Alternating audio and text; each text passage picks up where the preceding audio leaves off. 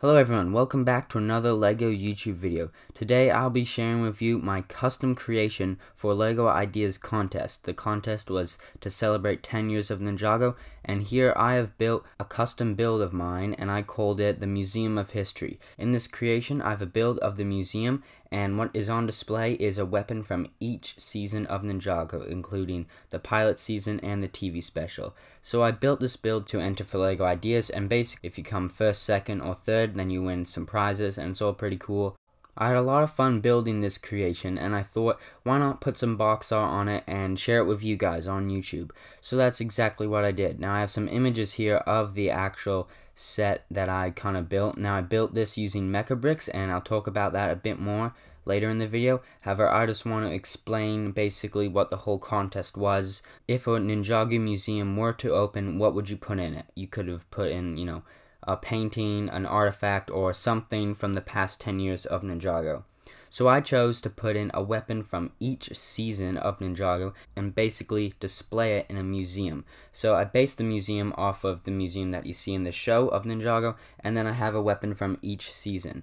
So I have a weapon from the pilot season, season 1, 2, 3, 4, 5, and 6, the Day of the Departed, season 7, 8, 9, 10, 11, and 12. Now, I did not include season 13 or 14 because Mecha Bricks didn't have the pieces for the weapons, and I'll talk about that more later, but I only included 16 weapons for all these seasons. Anyway, we have a bunch of weapons. Let me just go through all the weapons. We have the golden weapons, we have the serpentine snaps. Now let's go on to a bunch of the blades. We have the elemental blades, the techno blades, the arrow blades, the jade blade, the Jin blade, the yang blade, and the time blades. We also have the Oni mask, the dragon armor, the sword of sanctuary, Asphere's staff, and the Kitana. Now I chose most of these weapons because they were the primary weapon, or the artifact, or the thing that you had to collect through those seasons. Now I decided to include the sword of sanctuary for season 10 because we did see the sword in the actual season 10 episodes, and it played a kind of big role in the season because Lloyd destroyed the realm crystal with it. However, there wasn't any actual LEGO sets for season 10, so that's why I included the sword of sanctuary. Anyway, the museum build's pretty simple. I'll take you through that right now. And so what I used to create this was Mecha Bricks, and so I'll just show you through stages. Stage 1 was basically building the ground floor, and I did the tiling, which I tried to replicate off of what you see from the show. I have little images that I use for concept art to make the museum, and that's what I basically started doing. Then I started building the walls. I kept on building until I built all the walls, and I even got some of the gateways, and I did a door as well, just to make it look really nice. Now, I had some big plans for this build. I wanted to include a stone warrior, and you could actually see me working on a stone warrior. However, Mecha Bricks didn't have any of the prints or the stickers for the stone warrior, so that didn't really work out. And I wound up just deleting the stone warrior and just keeping it as an empty museum, and then I decided to put in all the weapons. Now, originally, I had a big plan where I wanted to include the Grundle. I wanted to include a whole bunch of other rooms. So instead of it just being one museum kind of facade, which you see right now in front of you, there was going to be about 6 of them kind of connected together.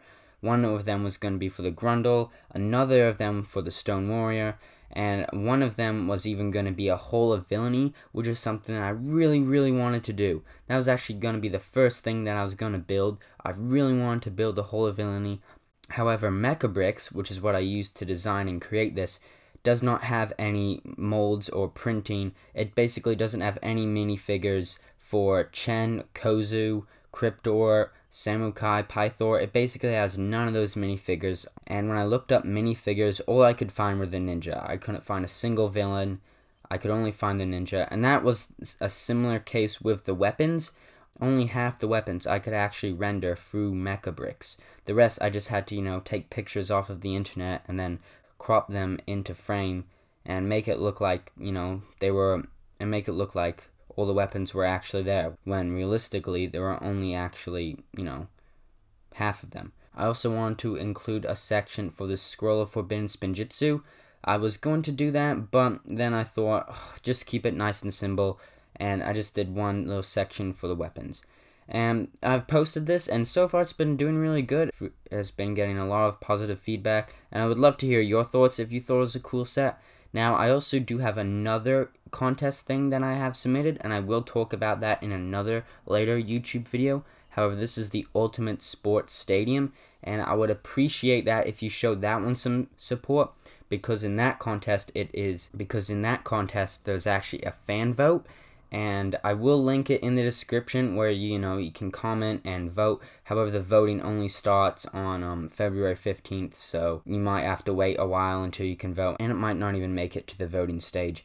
However, I would appreciate that if you would show it some support, comment if you liked it or not. Anyway, guys, that's going to wrap it up for this video. I had a lot of fun building this. It was a quick and simple build. It only really took me 3 days, but I did have a lot of fun building it and designing it through Mechabricks. I will link Mechabricks in the description below if you want to check it out and design your own Lego sets and then put it through a 3D rendering.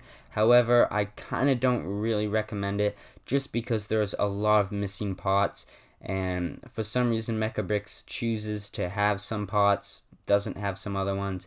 Also, to render it, it does cost money. Not much money. You only have to pay like $5, and it costs like 10 cents to render an image.